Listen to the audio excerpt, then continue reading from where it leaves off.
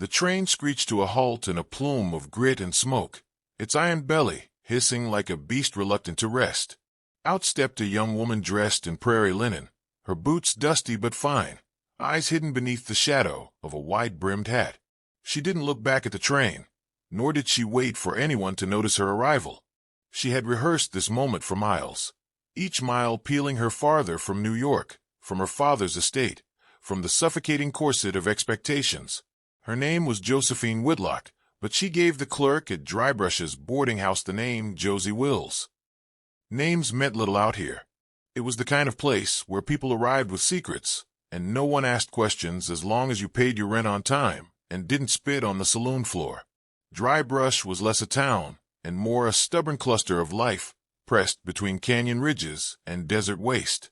One main street ran its length, flanked by a general store, a chapel that doubled as a courthouse, and a saloon that never seemed to sleep. The buildings were sun-beaten and slouched with age, but the people stood straight and suspicious, watching newcomers with the quiet scrutiny of folks who'd seen trouble wear too many faces. Josie walked past them all, chin high, spine straight. She wasn't here to be pitied or coddled. She wasn't here to be anyone's daughter or fiancée. She had plans. By week's end, the town had a new schoolteacher. The position had been empty for 2 months after the last one packed up and left with half the town's silverware and a preacher's heart. Josie, in her plain skirts and no-nonsense tone, was an easy hire. She cleaned the one-room schoolhouse herself, scrubbed the windows until they glared, and posted a sign that read, "Knowledge is your second gun. Come learn how to aim it." The children came reluctantly at first, trailing dust and suspicion. But by the second week, they sat straighter in their seats, stared longer at the chalkboard, and listened when she read from tattered books about faraway wars and silent rebellions. Josie didn't coddle them. She taught like someone who expected the world to try and crush them, and expected them to fight back. But not everyone appreciated her fire. "She talks like a man," said old Mrs. Cartwright at the dry goods store. "Too opinionated. Too bold. Not proper. She's alone. Unnatural, that," muttered the barber between shaves. It didn't matter. Josie had long since grown immune to the sting of whispers. Back home, she'd been a spectacle. The runaway heiress who'd refused a marriage to a railroad tycoon's son. The daughter who'd galloped off on her own stallion, leaving behind a fortune and a future carved out for her. Her father had called her willful, her fiancé unstable. Society had declared her too independent for her own good. That night, as she lit the lantern in her small rented room, she smiled at the thought. Let them say it. Let them choke on the word, too. The days passed, and Drybrush began to change in small ways. The general store restocked readers and pencils. Parents lingered outside the schoolhouse, pretending to chat, but listening to their children quote Lincoln or ask questions about the law. But then came the signs, small at first, but undeniable. A ranch 3 miles out burned down in the night. No one saw who did it, but blackened thorns were found nailed to the fence posts. A supply wagon was ambushed. The driver survived, barely. He spoke of men in dusters, faces covered, their leader carrying a silver-inlaid revolver and a black rose tucked in his hatband. The Thorns. Josie had heard their name whispered in the saloon.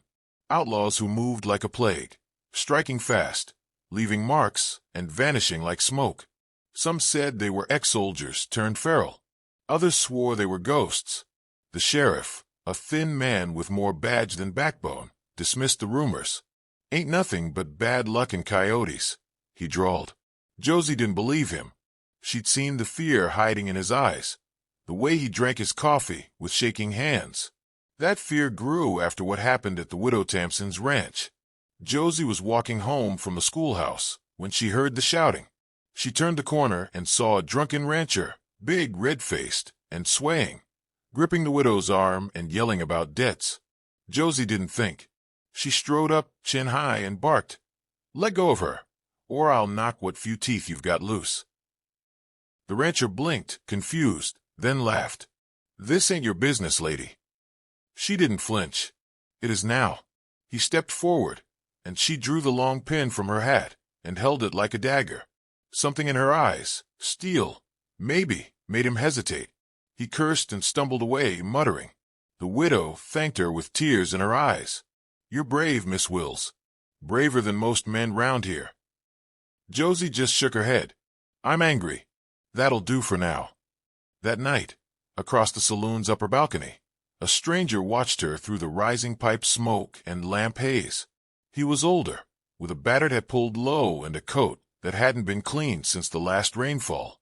His face was all lines and stubble, and he sat so still, one could mistake him for part of the building. But his eyes tracked Josie's every move, sharp, calculating. When she passed below, he muttered to no one, "She's going to bring a storm to this place." No one answered. No one ever did.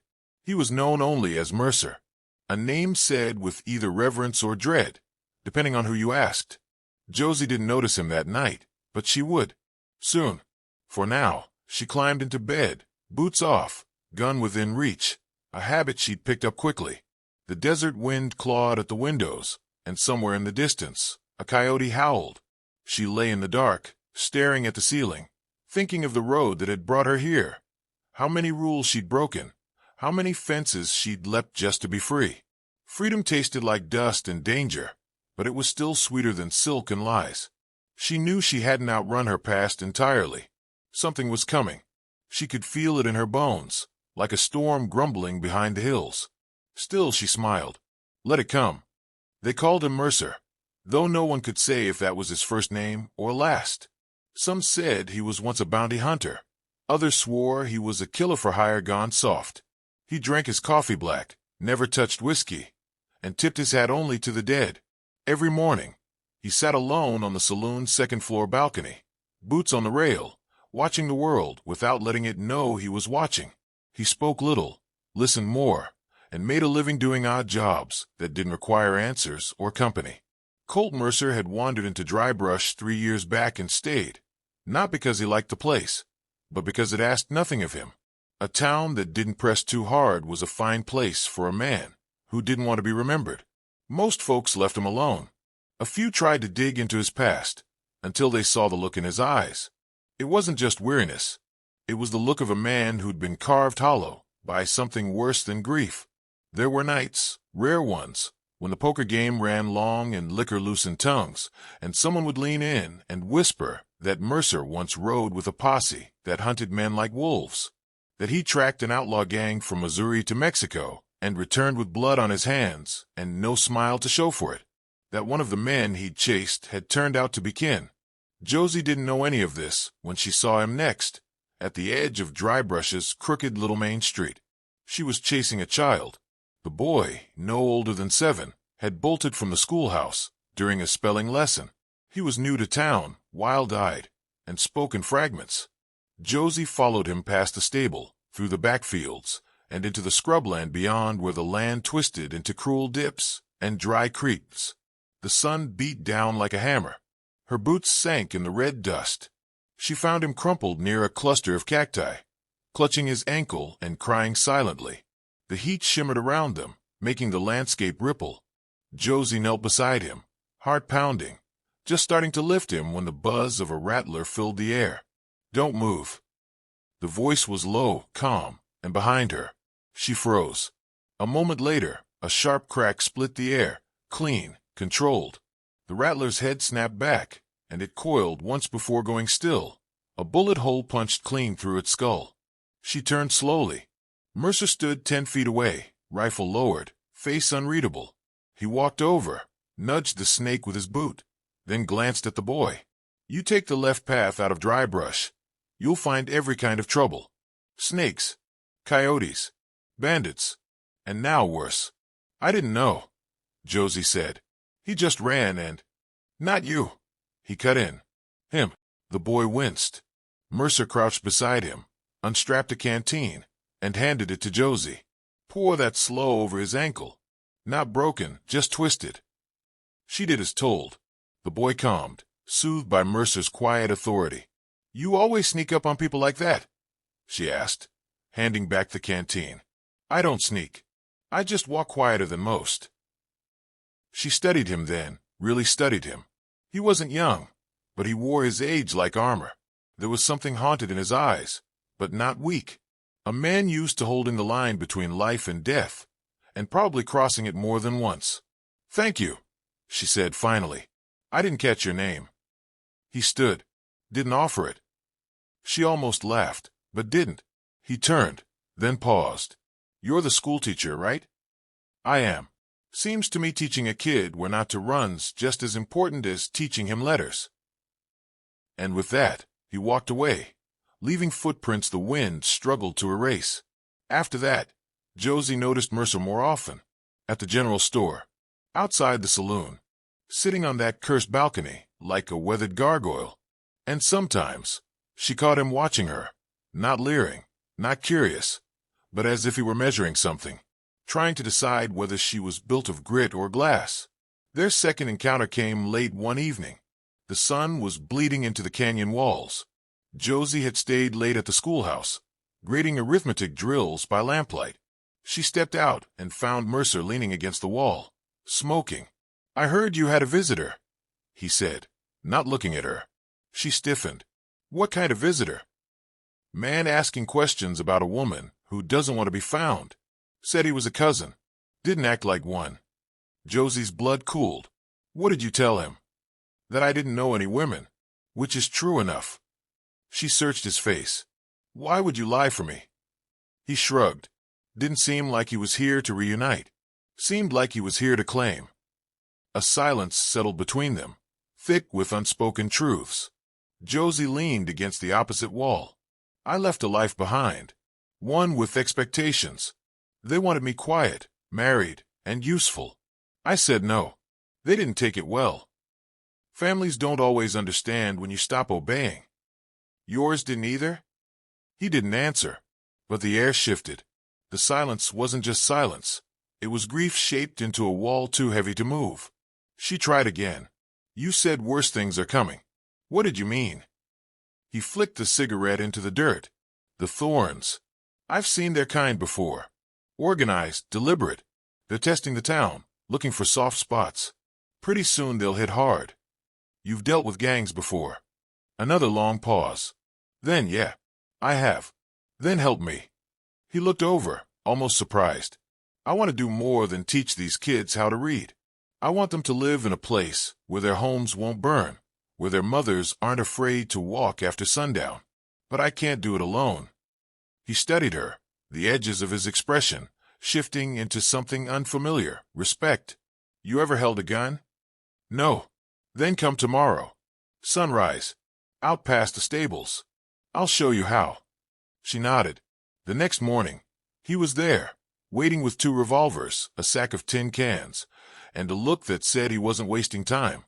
He taught her how to load, how to breathe, how to aim without thinking. Josie's hands blistered, but she didn't stop. Every shot was a declaration, a refusal to stay powerless. By the end of the week, she could hit a can at 20 yards. By the end of the month, she could reload blindfolded. They didn't speak much during training, but something passed between them all the same. A slow, building trust. The kind forged in dust and silence, not words. And Mercer saw something in her, too. Not just a woman with a stubborn chin and sharp tongue. He saw a fighter. Maybe not born to it, but chosen.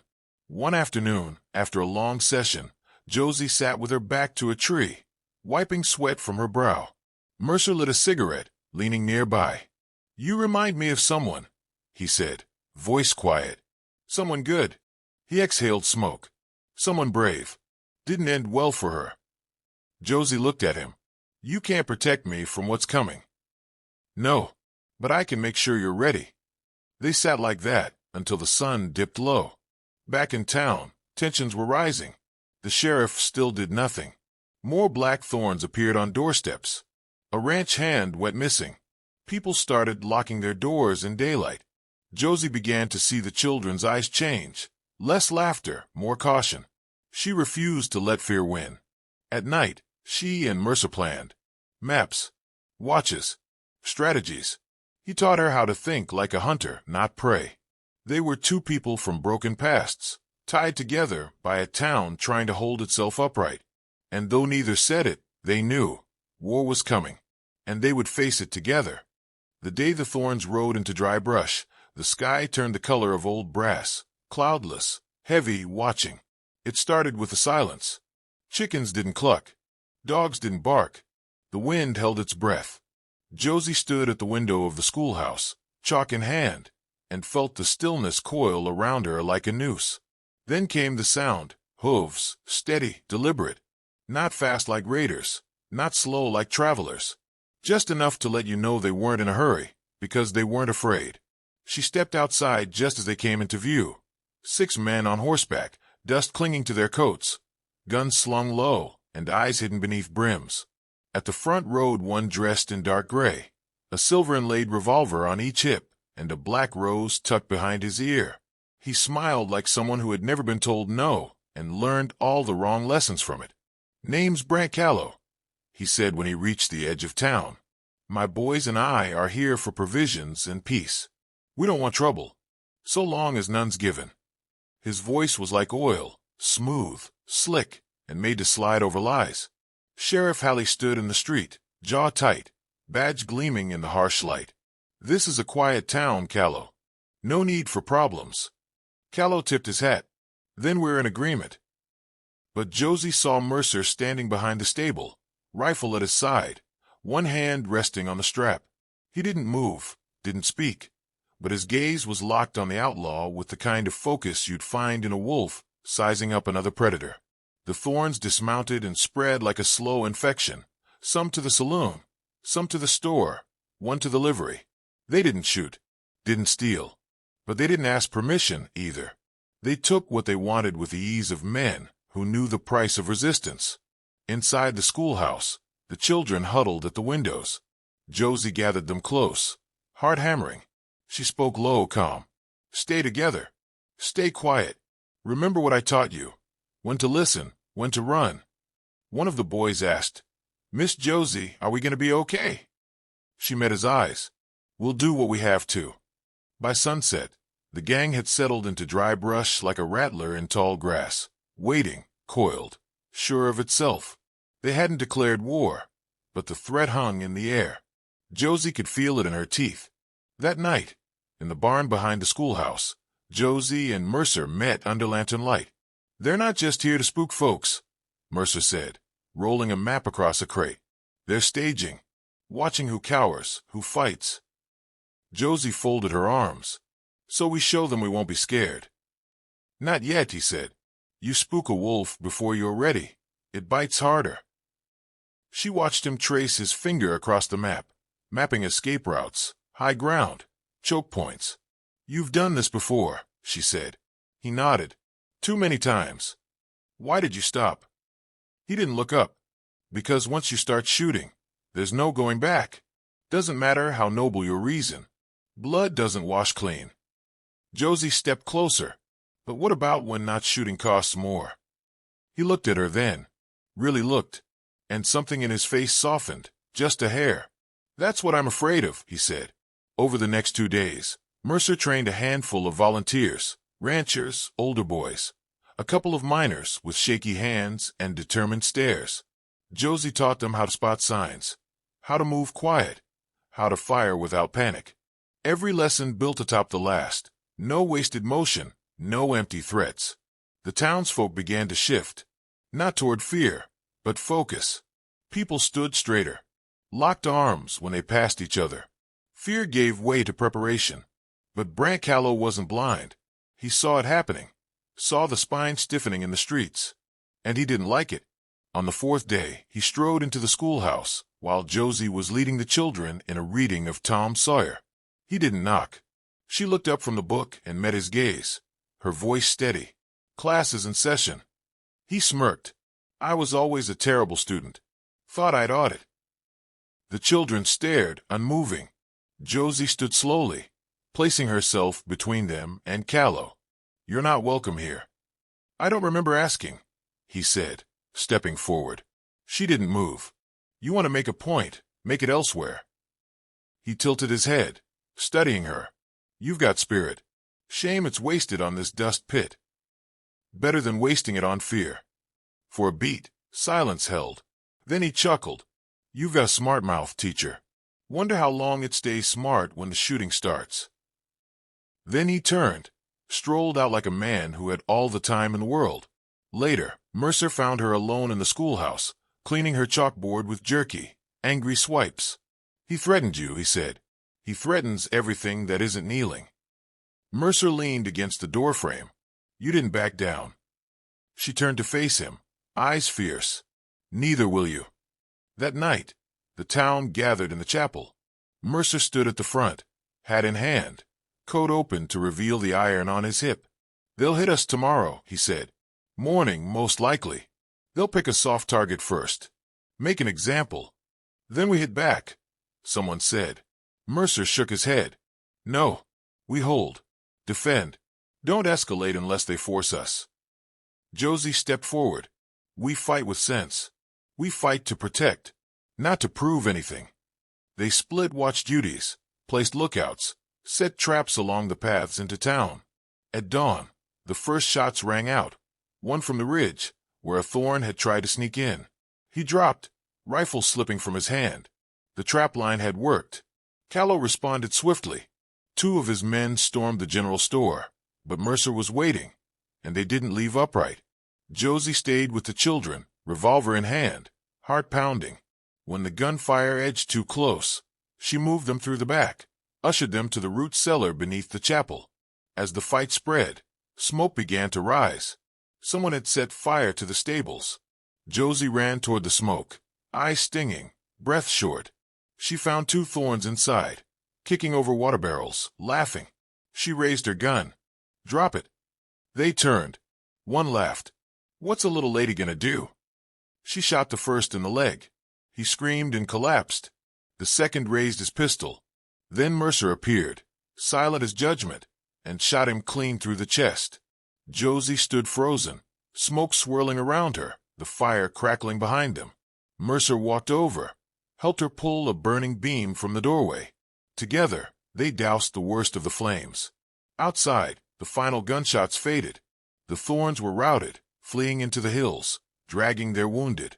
Brant Callow was gone. Escaped. For now.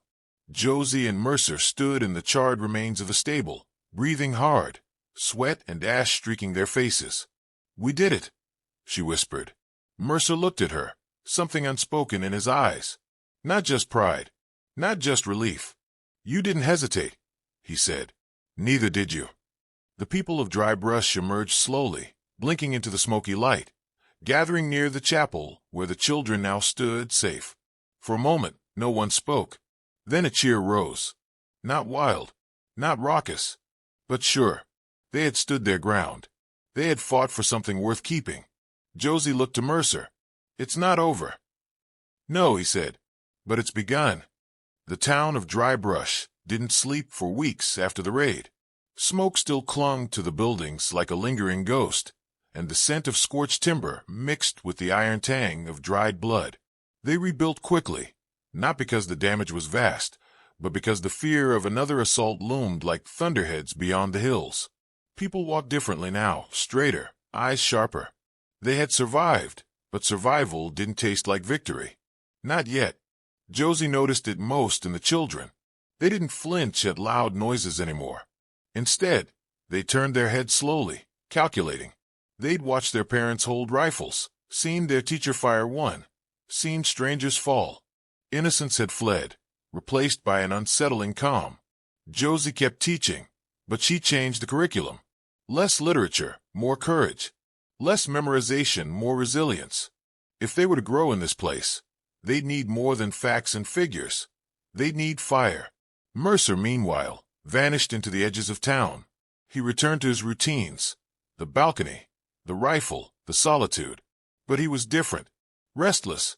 There were nights he didn't sleep, and mornings Josie would find him outside the schoolhouse, hat in hand, eyes heavy, with unsaid truths. "They'll come back," he said one evening, voice low, steady. "Callow doesn't forget humiliation.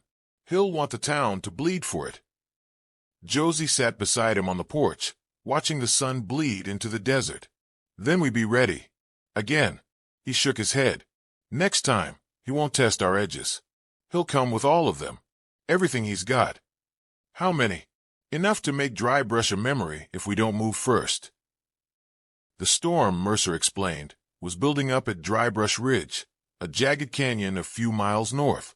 Callow had retreated there with his gang and whatever allies he could buy or threaten into riding with him.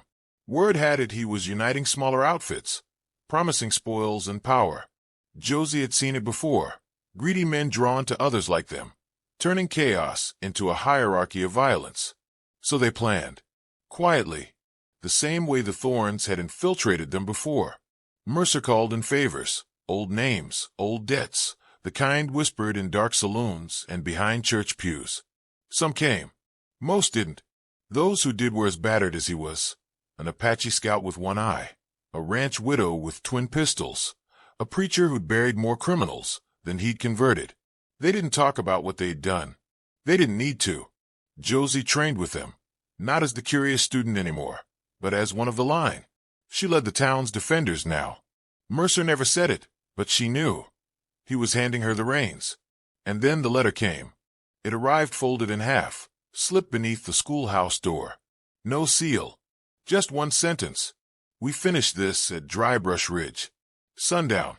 Come or we come to you. Mercer read it twice before saying a word. He wants to draw us out. Divide us.